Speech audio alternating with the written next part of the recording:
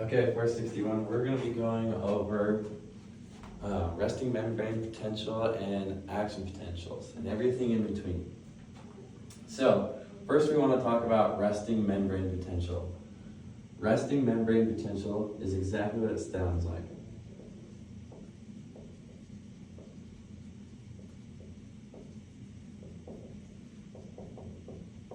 In a cell, inside the cell is actually more negative than it is outside the cell. This is mainly because of one thing. They call them leaky potassium channels. Potassium is the main channel that regulates the charge. It's helped established by a sodium-potassium pump, which sends 3 sodiums out and 2 potassiums in, takes 1 ATP. That establishes a gradient, which helps maintain this later on. So this is indirectly involved with establishing the resting membrane potential. But leaky potassium channels is mainly what regulates this. There's typically about 150 concentration of potassium for every 5 on the outside of the cell. So there's drastically more potassium than there is on the inside of the cell versus outside. And vice versa, there's a lot more sodium. Let's put big sodium out here than there is in here. The inside of the cell is slightly negative, so the positive charge is actually going to want to go out of the cell or into the cell. The positive charge of the sodium is also going to want to go into the cell. But these things have concentration gradients. Like right now, the concentration gradient for potassium actually wants to leave the cell. But since this is so negative, it actually also wants to go back into the cell. Same thing with sodium, and I actually doubled down on sodium. Sodium just wants to come into the cell. But sodium is not permeable to the cell. It can only, it has very, very little leak channels for sodium. So it is not permeable hardly at all. And so it has to go through specific channels. Now there's this thing called the Nernst equation. And this equation is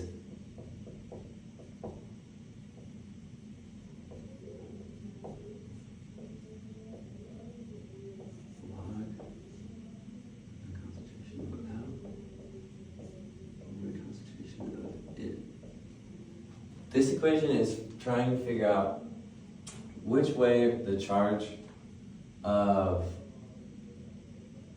basically these ions are going to want to go based off the charge. So it tells you the concentration, and Z stands for the valence. And you're going to essentially try and figure out whether this wants to be in the cell or doesn't want to be in the cell. So if you did this for example potassium, just potassium, you find that negative 61.5, its valence is +1, and then you log it.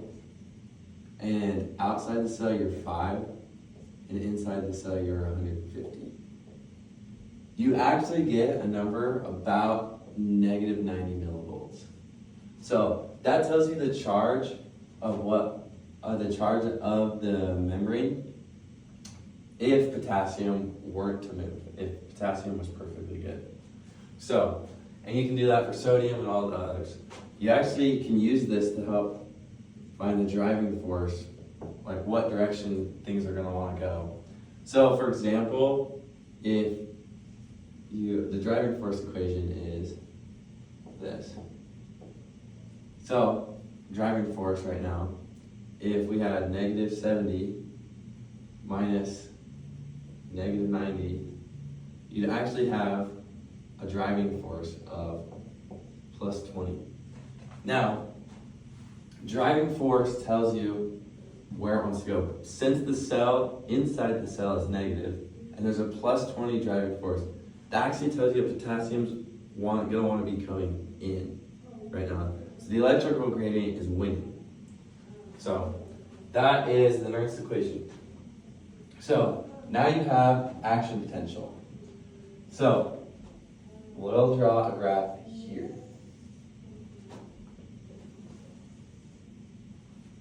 And you have your resting membrane potential. And this is mainly regulated by potassium leak channels.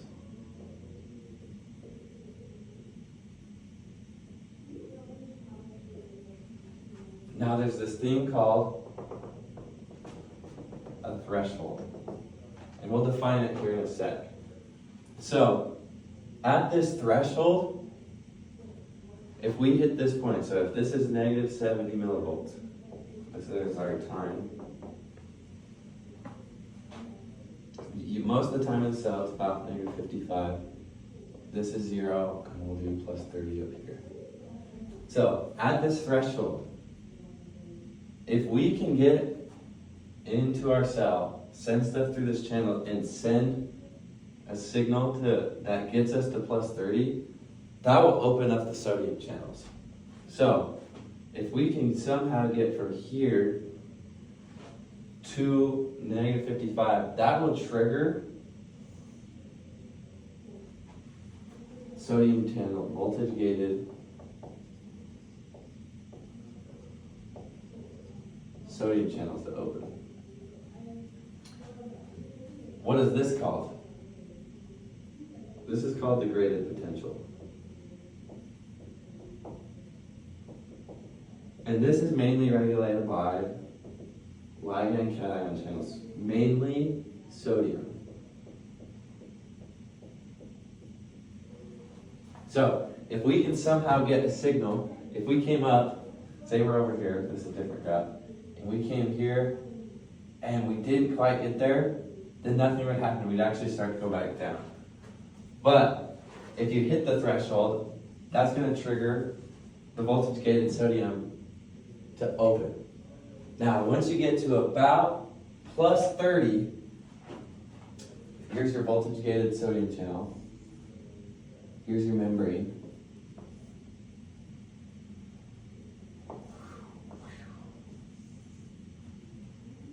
Once you get to about plus 30, your gate was open. This active water gate is open. Well, at plus 30, your inhibitory gate will actually come in here and close it. Now we're going to revisit this here in a second. But all this comes back in. Voltage gated sodium channels open. Graded potential actually triggers voltage gated potassium channels too. Well, potassium channels, if a potassium leaves the cell, we're actually getting more negative. So that's when those channels open, potassium is going to leave, which is going to make the cell more negative. So the cell is actually going to get more negative, so negative, in fact, because this channel is slow. So graded potential says, hey, we're going to start all these voltages. Boom. Potassium, sodium wants to go out. Boom. Takes advantage right there. But then potassium is slow to the punch, finally catches up. Voltage gated potassium opens, and it's slow to close. Here is resting membrane potential. It shoots past it. Oh, here it was. Hey, we need to shut these gates. Well, it's slow.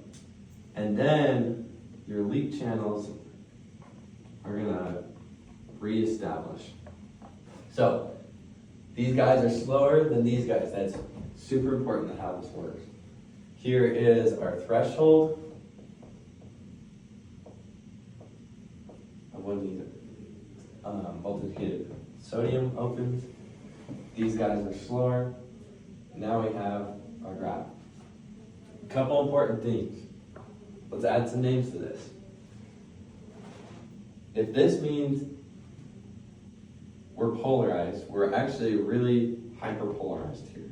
We're polarized here. I'm not going to say hyperpolarized. We're polarized here. If we're moving away and closer to zero, This is actually called depolarization.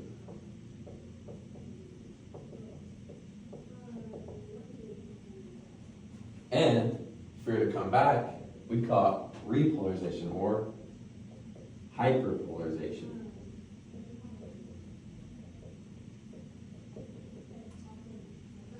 Now, there's an important thing right here. This section. So, this section right here, we actually call the absolute refractory period.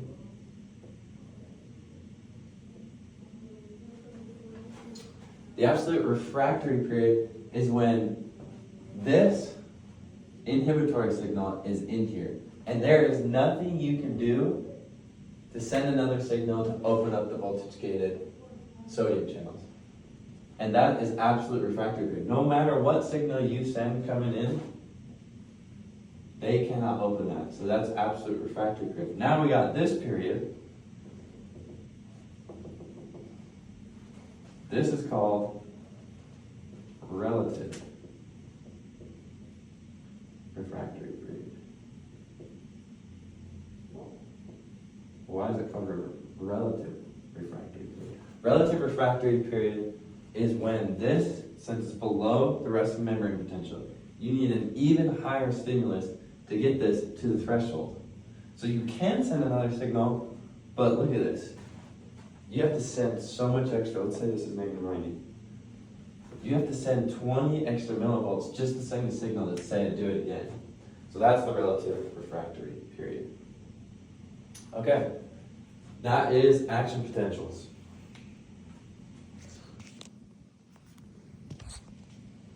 Okay, now we're going to talk about the point of those action potentials. Action potentials are sending signals down the membrane through ion changes.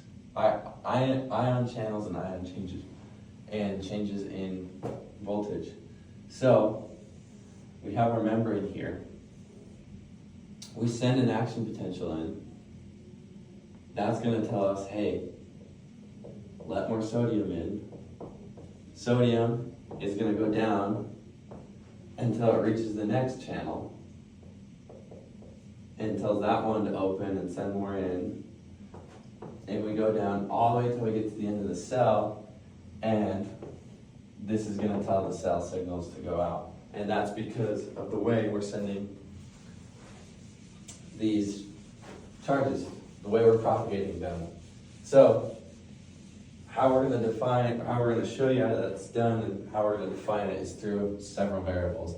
The first one would be capacitance. Capacitance is defined as the number of charges per volt. So if you had a lot of charges per volt, that means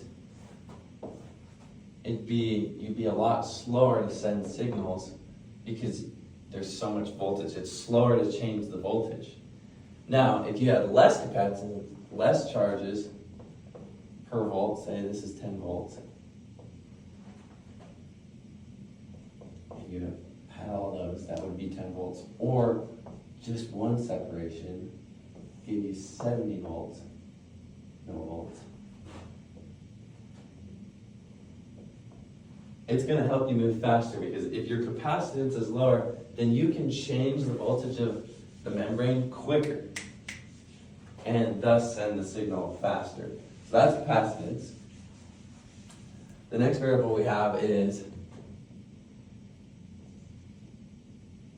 membrane resistance. Membrane resistance is basically how well you're keeping that charge. Now, we're going to go over this thing called myelin here in a sec. But if something were to go down this membrane and you had lots of resistance, that means there's all these charges and all this stuff that's not letting it go as fast. It keeps running into these channels. It's going out. These signals are going out. But if there's more membrane resistance, then you can keep it going. It's like sending water through a mesh tube or sending water through a steel pipe. Like, more resistance is better for sending the signals. So, membrane resistance, internal resistance, that's pretty self-explanatory because if you have stuff in the way, it's going to take longer to go through there. So that's membrane internal resistance. And these are going to help us figure out what we call the length constant. This stands for length constant. Length constant is going to tell us how far we can take each signal. And the length constant is dependent on the resting membrane, or the membrane resistance divided by the internal resistance. So, if you had a myelin sheath, that's gonna fortify the membrane and it's gonna keep you moving through here. Okay? And if you have lots of internal resistance, you can see how that'd make it lower. But if you had a really small pipe with membrane resistance, you can see how that slows you down. But even a nice big one, that's not going to affect your signal. So the bigger membrane, the less internal resistance there is. But your length constant is going to tell you how far you can take these signals, and that's based off of resistance in the membrane, which you want high, and resistance internally, which you want low. Now we're going to talk about time. Time's going to tell you how fast you can be sending signals, and that's based off of capacitance, because that's your ability to change the voltage because of the charges, times your membrane resistance. Membrane resistance is telling us how many channels there are. Is this closed off? Is this fortified? Or is there a lot happening?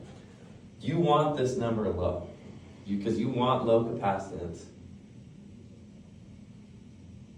And your membrane resistance, in this case, in the time where you want to send signals, you want really low membrane resistance because that's what's going to change your charges and tell you to go. So, how does myelin affect these? So, if you had a normal cell, or a normal membrane, and you had channels all the way through here, then your membrane resistance is going to be low. And thus you're not going to be able to carry the message as far. Versus, if you have what they call a myelin sheath on your cell, that's going to fortify the cell and make it so, or the membrane, so you can send these signals farther. So, myelin is going to increase membrane resistance. Now, it's not going to have effect on internal resistance, but capacitance, it's going to have a huge deal on capacitance, because now, if you have charges here all the way down,